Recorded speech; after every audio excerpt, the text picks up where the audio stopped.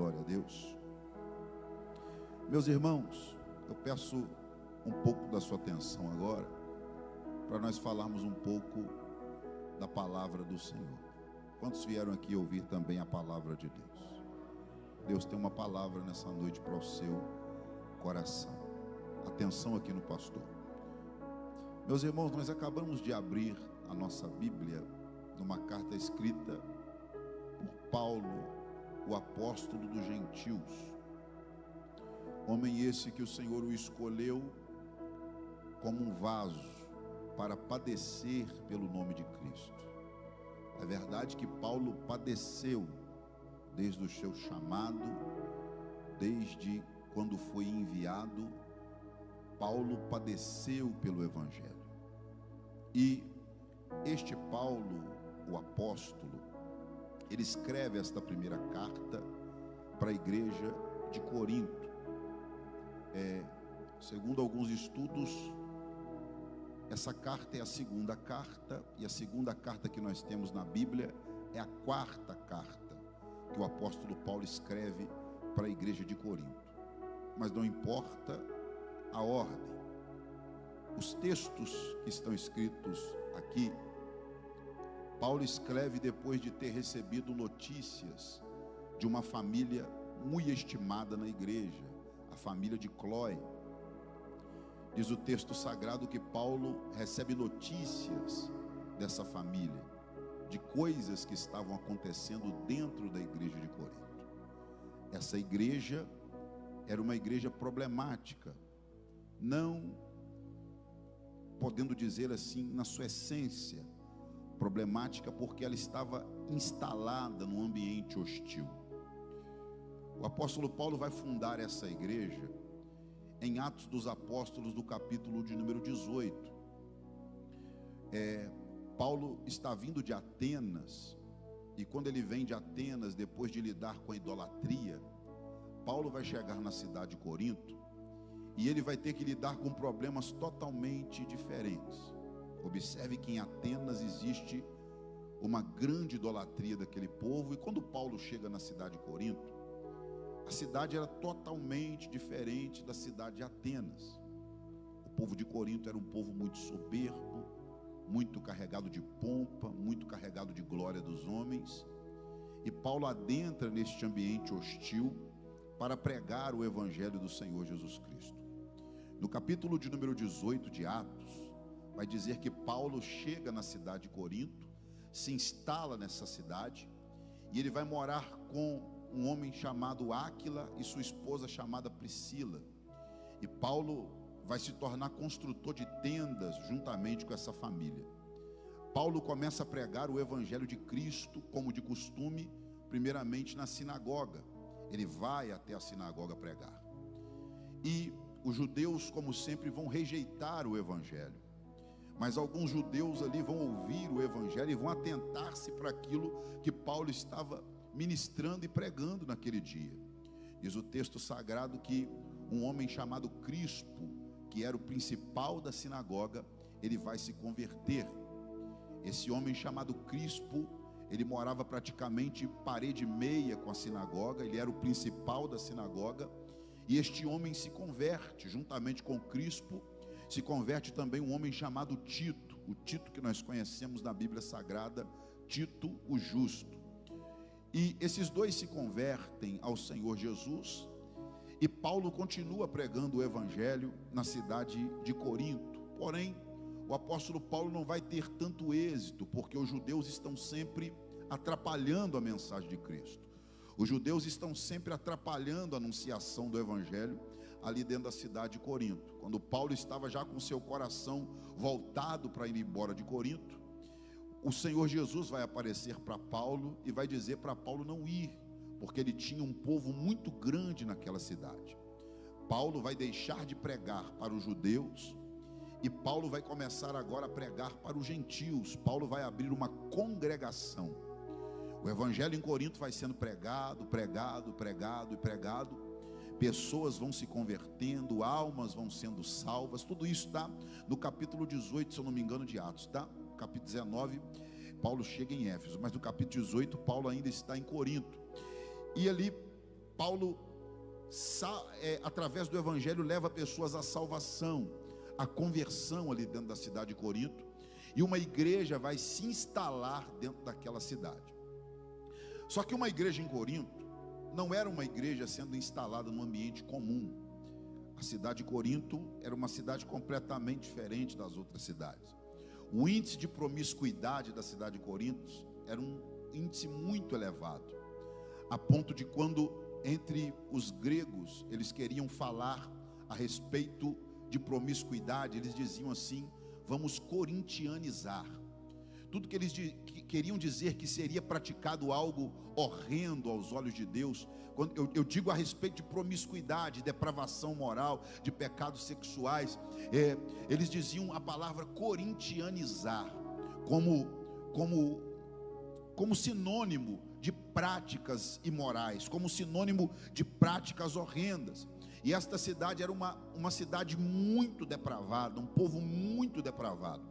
Na cidade de Corinto havia um templo para a deusa Afrodite. Nesse templo havia 1000 prostitutas que eram também sacerdotisas, que eram também adoradoras dessa deusa.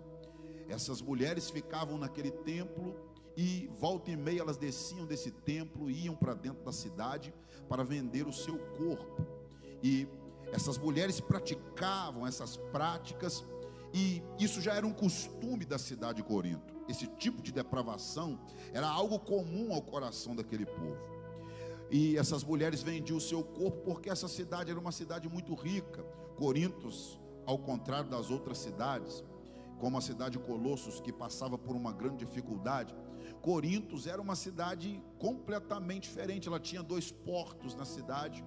O povo daquela cidade era um povo muito rico, um povo diferenciado. O seu linguajar era diferenciado, sua mente era diferenciada. E a cidade de Corinto tinha também um grande entretenimento, que eram os jogos do Istmo, que eram jogos que só perdiam para os Jogos Olímpicos naquele tempo. E essa cidade era envolvida com muito entretenimento, envolvida com muita riqueza, envolvida com muita promiscuidade. E essa cidade havia também se tornado uma colônia romana. Os cidadãos de Corinto, eles tinham o costume de comprar cidadania romana. Para que eles compravam cidadania romana? Você se lembra que os gentios, quando se tornavam judeus, eles começavam a praticar as práticas dos judeus, queriam se circuncidar, queriam andar como judeus, todavia eram gentios, haviam somente se convertido ao judaísmo. Só que agora Israel não é o centro do mundo, Israel não é o governo da terra, quem é o governo agora é Roma. As pessoas agora querem comprar a cidadania romana, querem se tornar romanos, e o povo de Corinto está fazendo isso. Não bastava serem ricos, não bastava serem depravados, não bastava a cidade deles estar carregada de entretenimento, eles também queriam mais pompa, queriam ser conhecidos como cidadãos romanos. Para quê? Porque o coração deles era carregado de um espírito de grandeza, era carregado de uma pompa. E quando o apóstolo Paulo ele vem pregar em Corinto, ele está entrando dentro desse ambiente hostil, e ele está entrando dentro deste ambiente hostil para falar de um Cristo que era rico e se fez pobre. Então perceba que vai haver um choque dentro da cidade de Corinto. Por quê? Porque é uma mensagem completamente oposta àquilo que está no coração do povo daquela cidade. E o apóstolo Paulo começa a anunciar Cristo dentro da cidade de Corinto. A cidade de Corinto também tinha uma coisa bem inusitada que nós precisamos falar, que eram os sofistas. Os sofistas, eles estudavam homilética e eles tinham um bom linguajar, a ponto dos cidadãos de Corinto pegar os seus filhos para ficar aprendendo aos pés desses sofistas, porque eles tinham um bom linguajar, um bom vernáculo, uma boa palavra, e eles usavam dessa boa palavra para granjear os altos locais dentro da sociedade da cidade de Corinto. E os coríntios pagavam esses sofistas para ensinar essa linguagem para os seus filhos, ensinar esses comportamentos de grandeza, de filosofia para os seus filhos. E os coríntios tinham essas práticas, porque o seu coração estava carregado de grandeza, o seu coração estava carregado da glória dos homens. Quando Paulo chega na cidade de Corinto, como eu disse aqui, Paulo vai pregar na cidade de Corinto Cristo. Paulo vai pregar de um Cristo que era rico e se fez pobre, que era Deus, que é Deus e se faz homem. E Paulo começa a anunciar a respeito desse Cristo na cidade de Corinto. E os sofistas eram homens muito ricos. Por quê? Porque os cidadãos de Corinto tinham esses homens em estima dentro da sociedade daquele local. Paulo vai fazer completamente diferente. Paulo vai trabalhar, vai construir tendas, aleluia, para quê? Para que ele tivesse o seu dinheiro. Por quê? Porque Paulo está pregando o evangelho de graça. Ao primeiro momento, quando Paulo começa a pregar, e quando Paulo começa a usar a retórica, o método de fala, de ensino dos judeus para anunciar o evangelho de Cristo, ali dentro da cidade de Corinto, ele começou a ser confundido com os sofistas. E para que isso já acabasse de início, Paulo vai construir tenda. Paulo vai fazer com as mãos aquilo que era necessário para o sustento dele naquela cidade. Então Paulo agora, ele já está demonstrando que aquilo que ele veio fazer em Corinto era completamente diferente dos filósofos, era completamente diferente dos sofistas, era completamente diferente daquilo que os homens de uma boa linguagem estavam fazendo naquela cidade.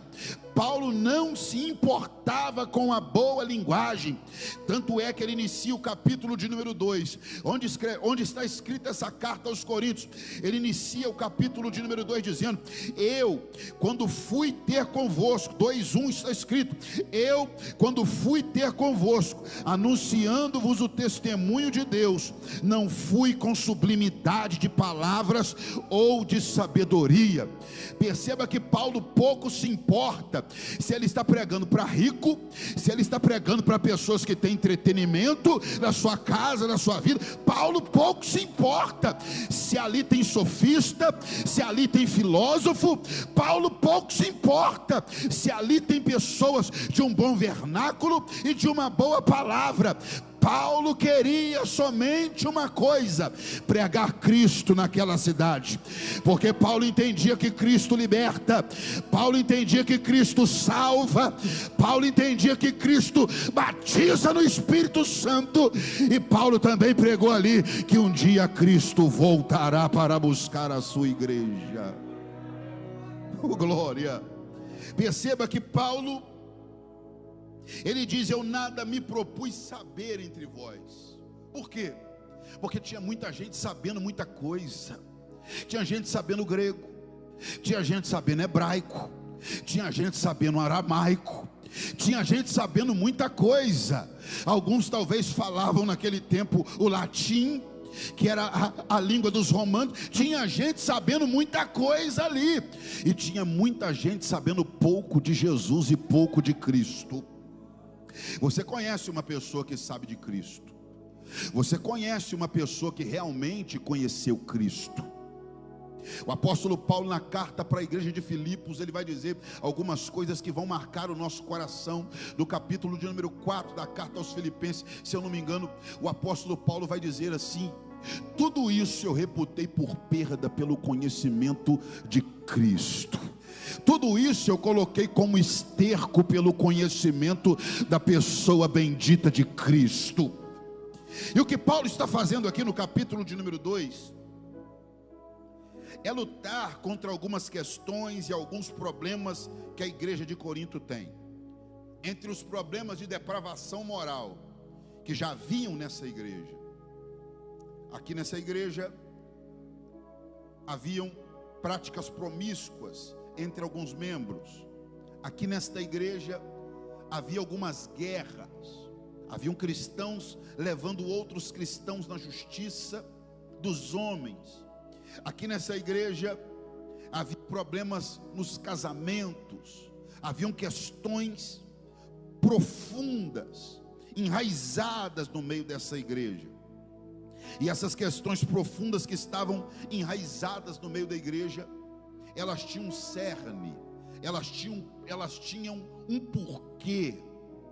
Por que uma igreja, ao invés de uma máquina de ganhar almas, ela se torna uma máquina de escândalos? Por que uma igreja, de uma máquina de pregar o reino de Deus, ela se torna uma máquina de problemas, como esta igreja que foi fundada pelo próprio apóstolo Paulo? Paulo sai de Corinto, E Paulo vai ir para a cidade de Éfeso logo depois. Na cidade de Éfeso, Paulo vai ter um grande trabalho anunciando a palavra do Senhor. E quando Paulo está em Éfeso, ele está recebendo as notícias do que está acontecendo na cidade de Corinto. E olhe para cá, esta carta é uma carta que relata os problemas, as questões, as situações que estão acontecendo entre esses irmãos. Paulo, ele ministra para esta igreja, escreve essa carta, aonde fala de dissensão, de confusão, aonde fala de problema no uso dos dons, aonde fala de problema, de falta de amor. O apóstolo Paulo escreve essa carta, e todo esse problema na igreja, ele tem um cerne. Quando é que começa? Quando é que começam problemas assim dentro de uma igreja? Tem um cerne. Perceba que o apóstolo Paulo, ele vai lutar contra o cerne deste problema no capítulo 2. O cerne do problema está na mudança da mensagem, a mudança da forma como a mensagem é pregada e falada.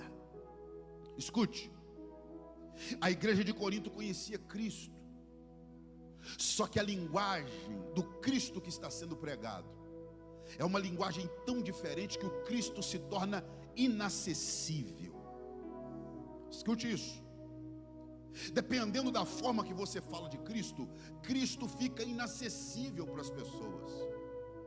Dependendo da forma que você anuncia o Evangelho, que você demonstra o Evangelho, que você fala do Evangelho, com a sua linguagem acadêmica, erudita, com a sua linguagem filosófica, dependendo da forma que você fala do Evangelho, ele fica inacessível para as pessoas.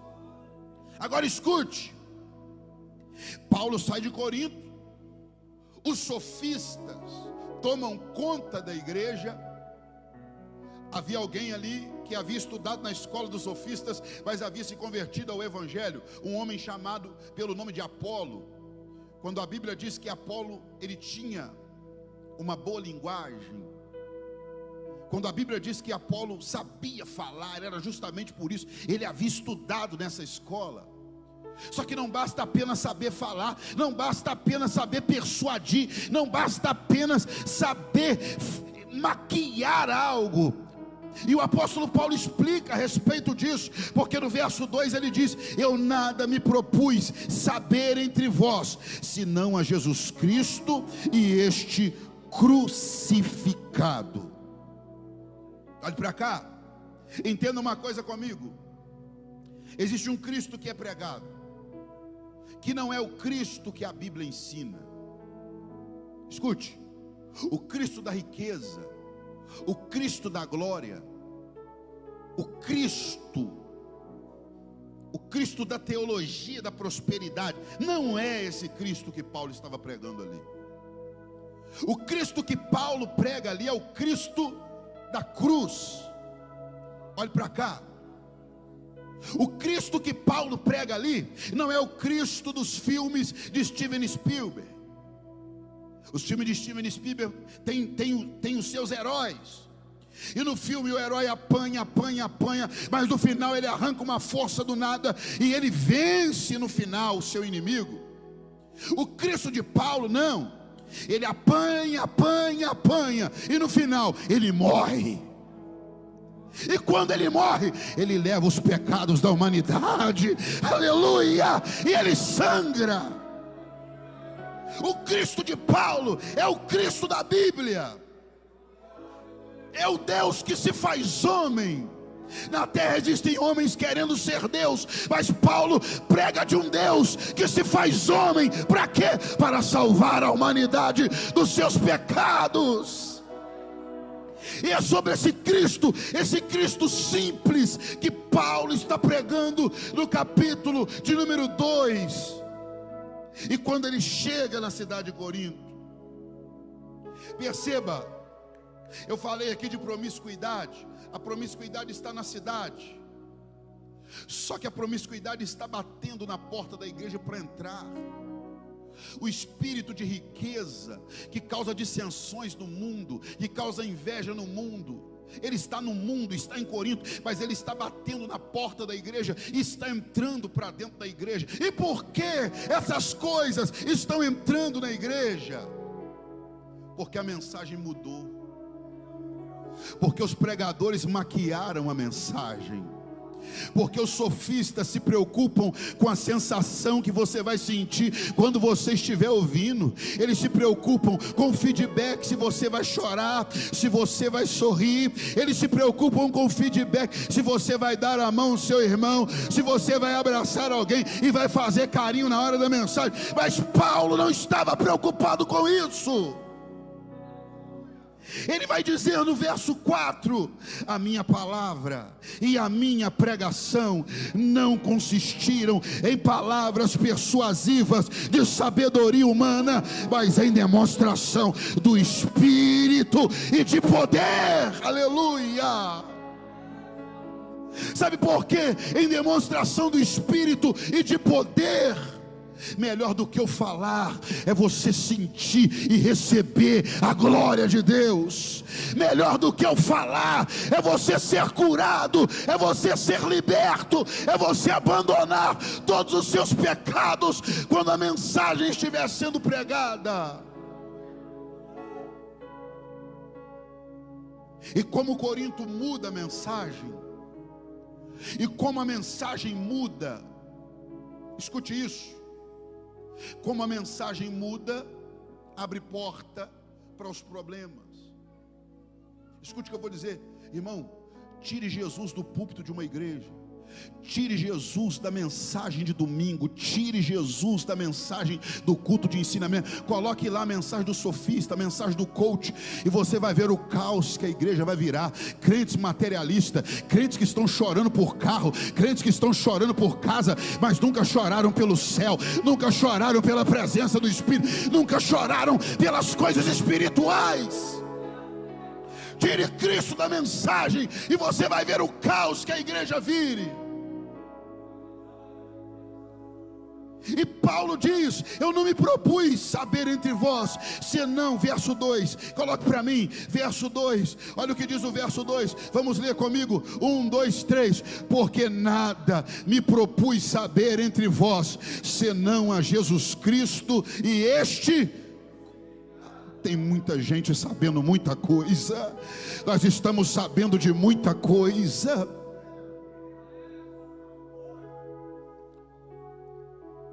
Os nossos irmãos do passado, com muito menos do que nós sabemos, eles conheciam somente o Jesus. Aleluia. E mais do que isso, sabiam que ele morreu e sangrou, sabiam que ele morreu na cruz do Calvário, mas ao terceiro dia ele ressuscitou. Com pouco que eles sabiam, eles alvoroçaram cidades, salvaram bairros, e o evangelho chegou até nós através desse pouco.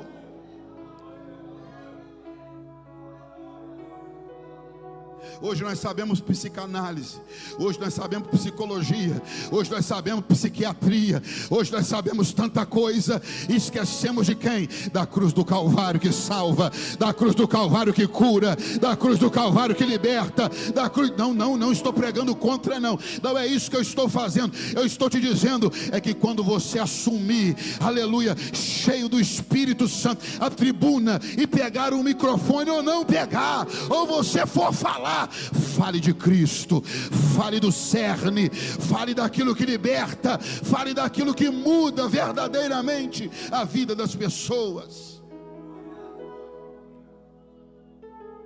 Quem está me entendendo, diga amém. Então agora vamos interagir. Olhe para alguém que está do seu lado e diga: Jesus. Diga: Jesus. Diga: Ele é a pedra. Diga: Ele é o cordeiro. Diga: Ele é o leão. Diga: a igreja é o corpo dele. Aleluia. Ele é o Senhor da igreja.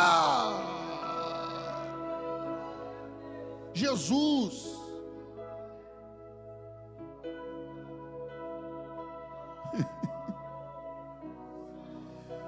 Oh glória, Espírito de Deus, testifique desse Cristo ao coração. E Paulo diz, verso de número 5, para que a vossa fé não se apoiasse em sabedoria dos homens, mas do poder de Deus. Algumas pessoas estão com a fé apoiada na sabedoria dos homens. Virou moda agora eu chegar na casa de um crente, a sua estante está lotada de livros.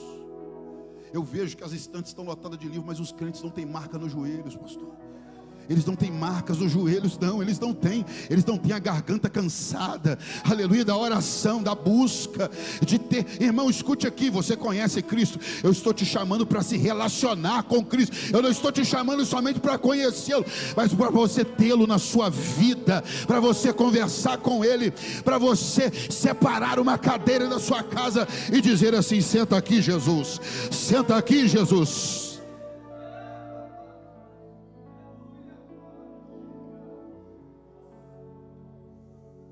Paulo vai dizer assim no verso 6: todavia falamos sabedoria entre os perfeitos, não porém a sabedoria deste mundo, nem dos príncipes deste mundo que se aniquilam.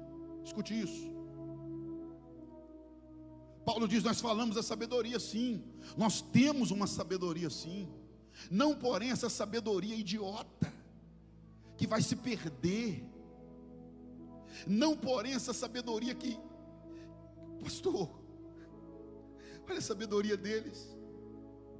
Escreve uma receita assim, ó, e dá na sua mão. Aí está lá, ó. Aí você chega na sua casa, toma, traz alívio, mas não traz cura. Escute o que eu vou dizer aqui: Jesus cura, irmão.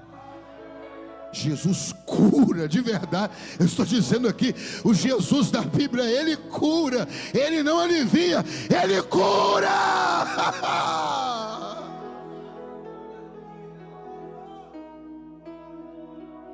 Escute o verso 7. Paulo vai dizer assim: mas falamos a sabedoria de Deus oculta em mistério, a qual Deus ordenou antes dos séculos para a nossa glória. Sabedoria de Deus oculta dentro de um mistério. O que é isso? Sabedoria oculta no mistério é uma sabedoria que você só pode conhecê-la se ela for revelada. Escute isso.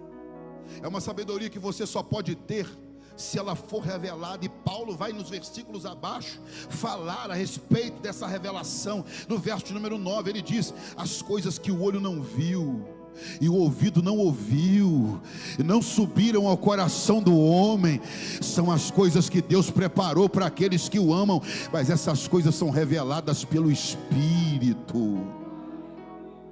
Escute, quando Paulo fala de uma sabedoria que está oculta em mistério, Paulo está falando de algo profundo, que os patriarcas, os juízes, os reis, os profetas vivenciaram. Uma sabedoria que estava envolta dentro de um mistério. Como assim, pastor? Envolta dentro de um mistério. Um Cristo que foi pregado, um Cristo que foi prefigurado, tipificado, mostrado o tempo todo para os patriarcas. E os patriarcas não compreendiam perfeitamente como nós, mas esperavam nele. Esperavam nele. Essa sabedoria oculta em mistério foi a sabedoria que Deus usou para falar de Cristo para a nação de Israel. Pastor, Deus falou de Cristo para a nação de Israel. Falou. Ele disse: Moisés, mata o cabrito, mata o cordeiro, pega o sangue dele, Moisés, passa na verga da porta, e há de ser que à meia-noite, quando a morte vier, a casa onde tiver a marca desse sangue, a morte não entrará nessa casa. O que é que Deus queria dizer com este sangue? O que Deus queria mostrar para Moisés? Deus queria falar com Moisés a respeito de um sangue que seria derramado na cruz do Calvário. Ele queria falar com Moisés a respeito de um cordeiro que morreria na cruz do Calvário, mas a morte dele em nós geraria vida, e vida com abundância, e vida eterna. Só que para os patriarcas, essa sabedoria estava oculta dentro de um mistério. O nome dele não podia ser dito, a data dele vir não podia ser falada. Deus só podia fazer a nação entender que existia algo melhor e maior. Todos os sacrifícios da lei mosaica tipificavam ele. Todos os sacrifícios que eram feitos, a Páscoa era ele. O que é que Deus queria ensinar para Abraão? Quando disse assim para Abraão: Abraão, me dá o seu filho, o seu único filho, Abraão. E diz a palavra que Abraão pegou a lenha, Abraão pegou o fogo, pegou o cutelo, pegou o menino, pegou o jumento e saiu para o Monte Moriá com o menino. E uma pergunta ecoou ali naquele lugar: está aqui o cutelo, está aqui o fogo, está aqui a lenha, mas aonde está o cordeiro? Onde está o cordeiro? O que Deus queria ensinar para Abraão com isso? Será que Deus é masoquista? Será que Deus gosta de ver dor? Será que Deus gosta de ver ferida? Não. Deus estava pregando para Abraão a respeito do maior de todos os sacrifícios. Um pai veria o seu filho sendo entregue, mas a morte do seu filho geraria vida.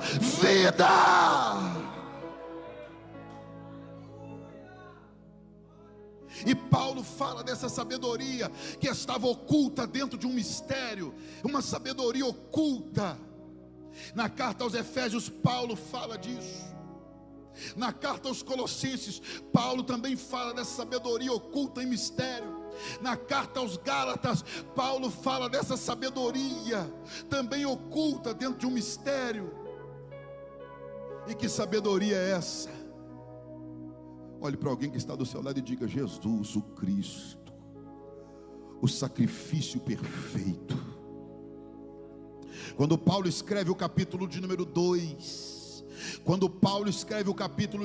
da carta aos Coríntios, ele quer colocar Cristo de novo no centro daquela igreja, aonde o alicerce, tudo da igreja será construído em cima dele. Irmãos, eu não quero saber o que você tem. Se você é administrador de empresa, a igreja não é empresa. Eu não quero saber o que você tem, aleluia, se você tem curso disso ou daquilo. A igreja não é isso e não é aquilo. A igreja é o corpo de Cristo, dirigida pelo Espírito Santo, que age nesse corpo, que manifesta nesse corpo a multiforme graça, a graça de Deus revelada na pessoa de Cristo Jesus, o Senhor. Pegue na mão dessa pessoa que está do seu lado, carinhosamente. Diga para essa pessoa: quer que os problemas acabem na igreja? Coloque Cristo no lugar. Diga para essa pessoa: quer que os problemas acabem no seu casamento? Coloque Cristo no lugar de novo. Oh, aleluia, aleluia. Irmão, aleluia. As pessoas querem que a situação mude, mas elas não querem Cristo. Escute, sabe o que a igreja tem? A igreja tem um remédio chamado Cristo. A igreja tem um remédio chamado Cristo. Nós não receitamos outra coisa para o mundo a não ser uma receita chamada Cristo. Aleluia. E Jesus, Ele quer mudar a sua vida. Esse Cristo vai mudar a sua vida. Esse Cristo vai mudar a sua história. Esse Cristo vai mudar você.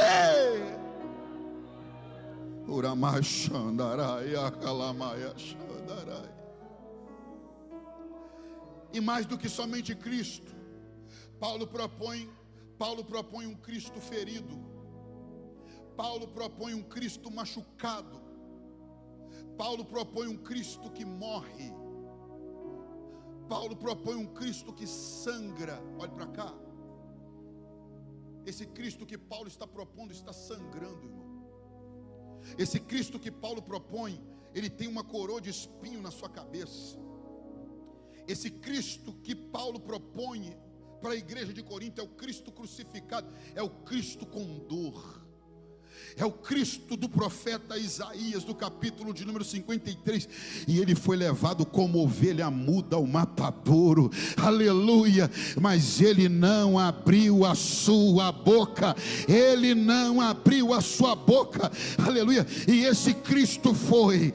E esse Cristo, esse é o Cristo que Paulo fala a respeito dele. O Cristo que os soldados romanos deram para ele um manto de púrpura e começaram a cuspir e zombar dele, dizendo: salve, salve o rei dos judeus, salve o rei dos judeus. Os soldados romanos zombavam dele, ao mesmo tempo que zombavam, feriam-no com azorrague de 3 pontas, ao ponto da sua carne ser rasgada, ao ponto dos seus órgãos internos serem capazes de ser vistos.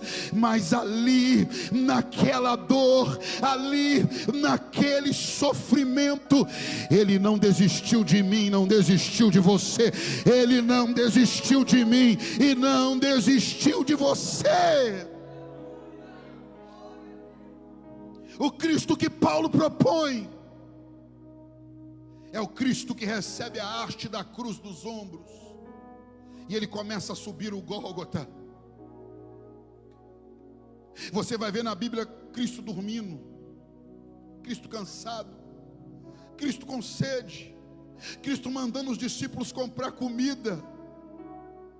Só que agora Cristo está ferido, machucado, e não está aguentando a haste daquela cruz. Eles vão até um sirineu chamado Simão, chamam ele e diz: ajude ele a carregar essa cruz, aleluia. E esse sirineu começa a auxiliá-lo, e ele vai subindo para o Gólgota, e ele vai subindo para o Gólgota, e subindo para o Gólgota, aquela mesma multidão, aleluia, que um dia o ovacionou entrando em Jerusalém, montado num jumento, e diziam: Hosana, Hosana, bendito aquele que vem em nome do Senhor. Esta mesma multidão estava gritando: crucifica-o, estava zombando dele naquela hora, mas ele estava subindo o Gólgota com a haste daquela cruz. Chegando no alto do Gólgota, ele recebe cravo na mão direita, ele recebe cravo na mão esquerda, ele recebe cravo nos pés, e ele é levantado em cima daquela cruz, aleluia. E ali estava Cristo nu, envergonhado, ferido e machucado, com seus órgãos à mostra e sangrando. Só que escute uma coisa, escute o que eu vou dizer: é esse Cristo que salva, é esse Cristo que liberta, é esse Cristo que te trouxe aqui para te resgatar e te transformar.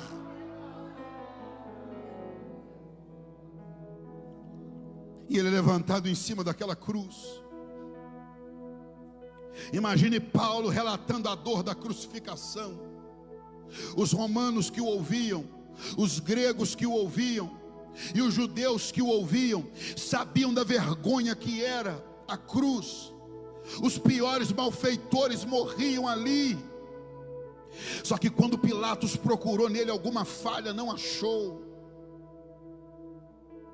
Quando os judeus procuraram um pecado para o acusar, tiveram que pagar alguém para, aleluia, fazer contra ele uma acusação falsa. Sabe por quê? Porque nele não foi achado nenhum pecado, nenhuma falha. E sabe o que estava acontecendo ali, irmãos?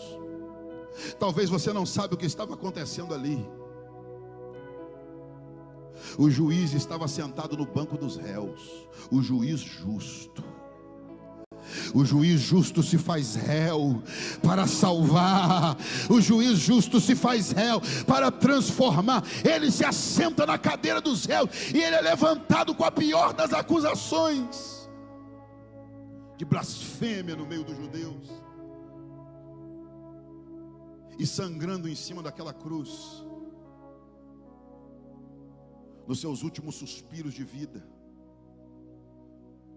Um ladrão zombou dele dizendo: se tu és o filho de Deus, desce daí e salva-te a ti mesmo. Mas um outro ladrão, olhando para esse ladrão, disse: nós estamos aqui porque nós merecemos. Esse aí, nele não há pecado, esse aí nenhum mal fez. E ele olhou para Jesus e disse assim: lembra-te de mim quando entrares no teu reino. E Jesus, com o resto da sua força, olhou para ele e disse assim: hoje mesmo você estará comigo lá no paraíso. Parece algo paradoxal. Alguém sangrando salvar, alguém morrendo salvar, alguém sangrando em cima de uma cruz, alguém precisando de ajuda. Alguém vai dizer: se Jesus precisa de ajuda.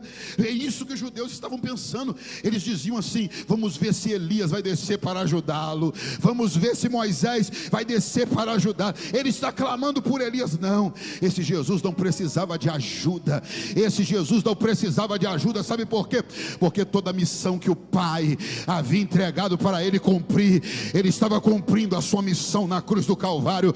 Ele veio para ser crucificado, ele veio para sangrar. Alguém vai me dizer assim: porque Jesus sofreu tanto? A pergunta não é porque Jesus sofreu tanto, a pergunta é: porque nós pecamos tanto, porque nós erramos tanto. Aleluia! O castigo que nos traz hoje a paz estava ali em cima dele, e pelas suas pisaduras, pelas suas feridas, hoje nós fomos sarados.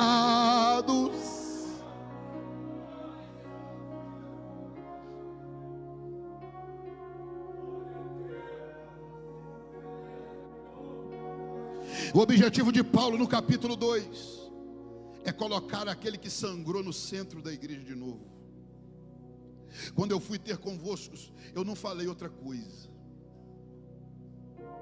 Eu não disse nos originais essa palavra, eu não disse assim no hebraico, eu não disse nada disso. Sabe o que eu preguei? Eu preguei o simples a respeito de alguém que na cruz do Calvário morreu e foi crucificado em favor da sua vida, e ele derramou sangue. Ele derramou sangue. Olhe para cá, olhe para o pastor Renan aqui, escute o que eu vou dizer aqui. Ele sangrou. A carne dele ali, irmão, não era uma carne divina, era uma carne humana. O corpo dele ali, irmão, não era um corpo como o dos anjos. Ele se reduziu e ele se fez menor do que os anjos, mas depois ele foi coroado de glória, ele foi coroado de honra. Por quê? Porque ele aceitou a paixão da morte, disse o escritor aos Hebreus. Fecha os olhos. Uramacandaravachandaraia, Uramacandaravachandaraia, Aramaiaxúria. Sabe por que você é perdoado? Sabe por que você entra com ousadia aqui, que é o Santo do Santo? Porque o véu foi rasgado, porque alguém morreu por você, porque alguém morreu em favor da sua vida. Sabe por que você entra aqui e não morre? Sabe por que você entra aqui e não é fulminado? Deus te recebe com braços de amor, porque a inimizade que havia entre nós e Deus, Jesus recebeu toda ela. Ele sofreu toda a dor, tudo que precisava ser pago, ele pagou até a última gota. E em cima da cruz ele deu um brado e disse: Pai, está consumado.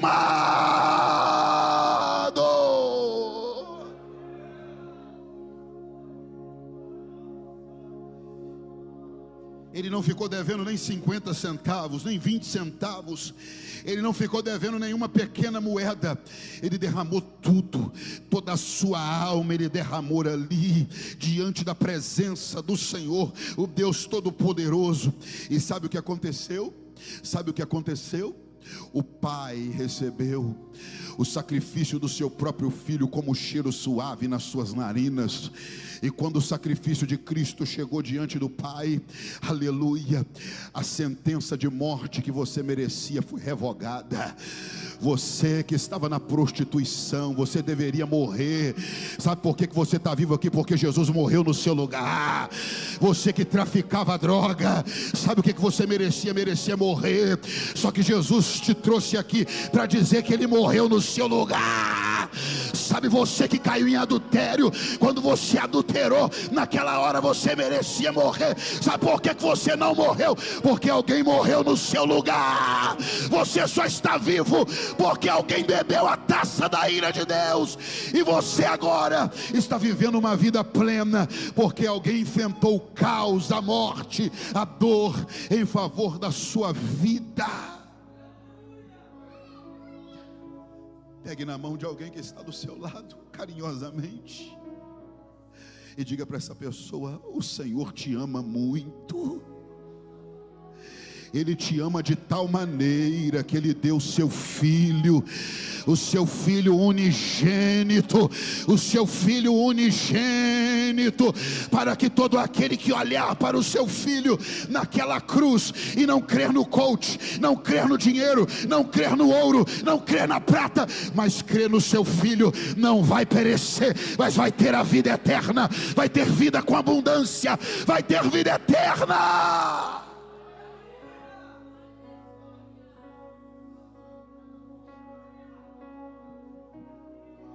A igreja de Corinto se perde quando tira Cristo da sua mensagem. A proposta do Espírito Santo, sabe qual é? Eu vou voltar a batizar quando voltarem a falar de Cristo. A proposta do Espírito Santo é: eu vou voltar a curar quando pararem de palestras de autoajuda e falarem da cruz, do sangue, da dor, do Evangelho. A proposta do Espírito Santo, sabe qual é? Eu vou voltar a operar os mesmos sinais que eu operei na minha igreja, em Atos dos Apóstolos, quando a mensagem de Atos, de um Cristo que morre, mas ao terceiro dia Ele ressuscita, aleluia. Escute o que eu vou dizer, e sabe o que aconteceu quando Ele ressuscitou? Aleluia. As mulheres chegaram ao sepulcro, e um anjo tirou a pedra do sepulcro, porque a pedra estava removida. E quando elas entram dentro do sepulcro, disse o evangelista Marcos, que eles veem um jovem vestido de branco, um varão vestido de branco assentado. E este varão pergunta assim para elas: por que vocês estão procurando aquele que está vivo no meio dos mortos? Jesus está vivo, Jesus está vivo, Ele está aqui, Ele está aqui.